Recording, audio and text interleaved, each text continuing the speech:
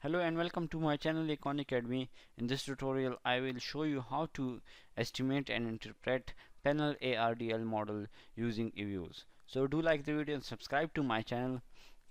There are some conditions which must satisfy before running ARDL model. If these conditions are satisfied, then we can use ARDL model. Otherwise, we cannot use ARDL model.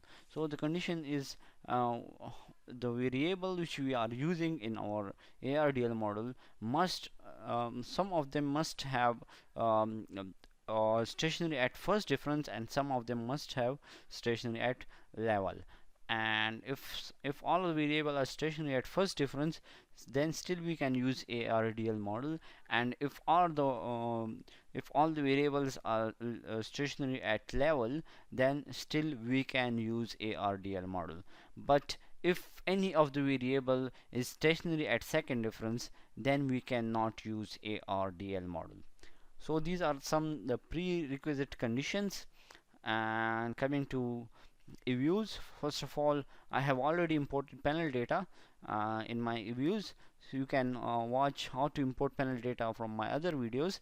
And in this, first of all, for estimating ARDL model, we will select our dependent variable. As in this case, my dependent variable is GDP growth, and we will press the control button, and then we will select all our independent variables, and then we will go to open and open as equation.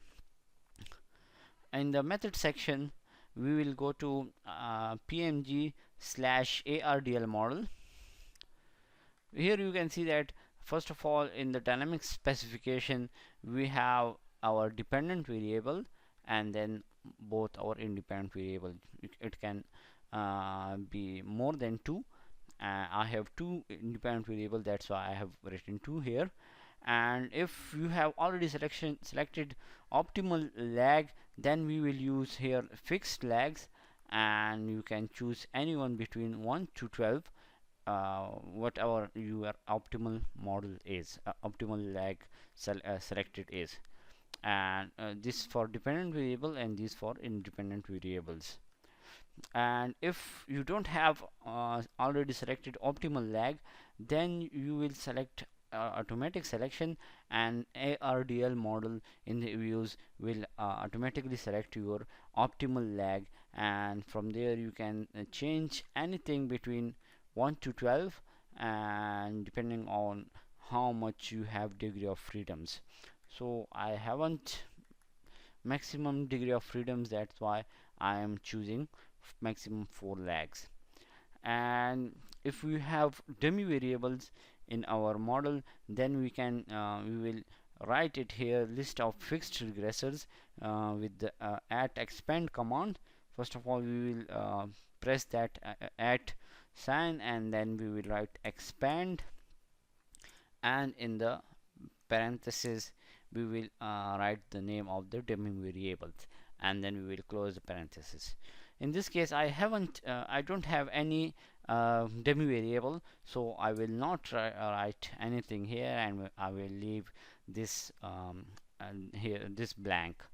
And how the lags will be selected, we have 3 criterias, and for this we have to go to options, and here you can see that model selection criteria, and here we have 3 criterias. One is Akaki info criteria, and the second is Schwartz criteria, and third is Hanen Quinn criteria. Whichever you want to select, on whichever you want to select the model, you have to select that criteria. I will select Akaki info criteria. You can select any one from these 3, but you have to mention that I have used that criteria for my model selection and optimal lag selection. And then we will click on OK. Here, these are the results of ARDL model. You can see that the dependent variable is GDP growth, and the panel model is Panel ARDL, and the number of include observation is 105, and maximum lags uh, of the dependent variable we have selected 4, and an independent variable we have also selected 4, and this is the model selection criteria through which we have selected our optimal lag and model, which is a khaki info criteria. So we will mention that in our thesis. And the fixed regressor is the constant term, and number of models evaluated, it is the number of models which have been number of lags, number of combination of lags which have been evaluated before selecting that specific model. So these 16 models have been evaluated, different combination of lags have been evaluated, and the optimal lag is selected on that basis. And in selected model, here we have ARDL, all of them are dependent variable 1 lag, and the independent variable both are 1 lag. These are the optimal lags. I will show you how these are selected later. So first of all, we will try to interpret the result of these long runs. So these long run short run results.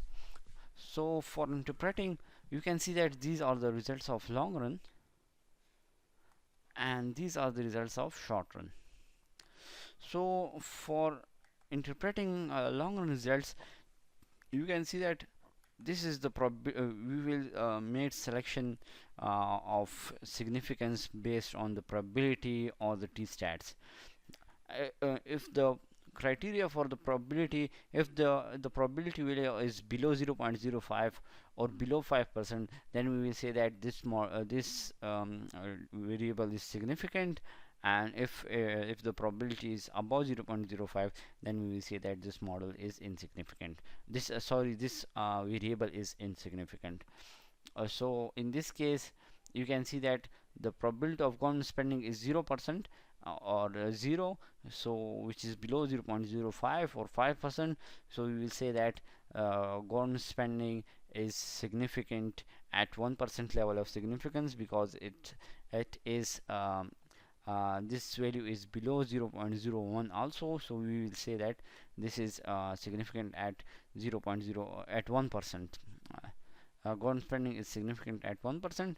And in the probability of investment, you can see that it is above 0.05 or above 5%. So we will say that investment is insignificant. And if you want to select significance based on t-stats, then for the criteria here for t-stats is if the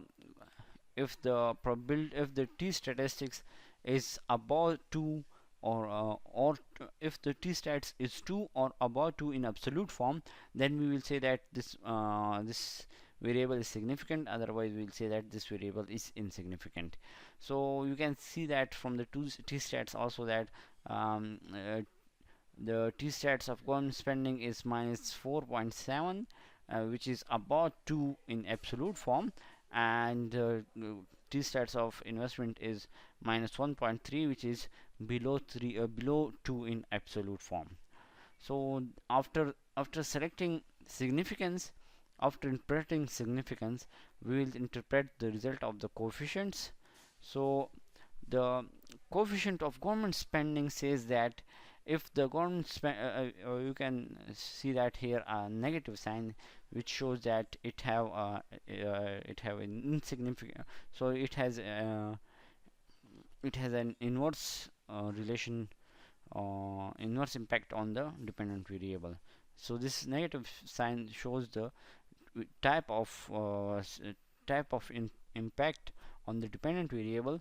So for interpreting coefficient of government spending, we will say that if government spending will increase by 1%, then the dependent variable, which is GDP growth, will be decreased by 0.4%. In other case, if we don't have our variables in percentage form, then we will say that if the government spending is increased by 1, then the GDP growth will be decreased by 0.4 in the long run. And investment in, we will say that investment is insignificant, so we will not interpret the coefficient of the investment, and these are the result of short runs. If we want to interpret the result of short run, um, uh, here we also check the significance first. We will say that if the probability value is above 0.05 or above 5%, then we will say that the variable is here we will say that if the probability value is below 0.05 or below 5%, then we will say that the variable is significant. Otherwise, if the probability value is above 5% or above 0.05, then we will say that this variable is insignificant. So you can see that all variables in the short run are significant, and all of them are significant at 1% level of significance. You can also confirm this significance through t-stats, as all of the t-stats, all of the variable t-stats have higher than 2 in their absolute form, and we will interpret this coefficient as if the government spending is increased by 1%, then the GDP growth will be decreased by 1.3% in the short run. And you can we will mention short run here as well in the interpretation. And in the short run, the investment is also significant, so he will interpret this as well. So we will say that if investment increased by 1%, then the GDP will be increased by 0.46%. You can see that there is no sign here, so we will it shows that it have a positive impact on the GDP growth in the short run. So we will say that if the investment increased by 1%, then the GDP growth will be increased by 0.46% in the short run. So this is how and these are the criteria through which we have selected our model, and we will mention that in our thesis that we have selected our optimal lag on this type of criteria, and it has a stat of 2.60, and this is how we will interpret the result of ARDL model. This is how we will estimate ARDL model. And for checking how we have selected this specific optimal lags, for this we have first go to, in this model, in this table, we will go to view, and we will go to model selection summary, and this we will here we will go to criteria graph, and in this, the lowest is the best. So you can see that all of them are greater than the model of ARDL 111 lags, which is almost 2.515. You can you will mention this, that this is 2.515, and all of them are higher than all of the Kaiki info criteria of all of the other models are higher than this 111 model. If you are interested in country-wise short-run results, then we will go to estimated output, and then we will go to view, and from there we will go to cross-section short-run coefficients. So you can see that these are the result of short-run country-wise short-run results, and you can interpret it like we did in the uh, previous overall model. So this is from today's tutorial. Do like the video and subscribe to my channel. Bye for now.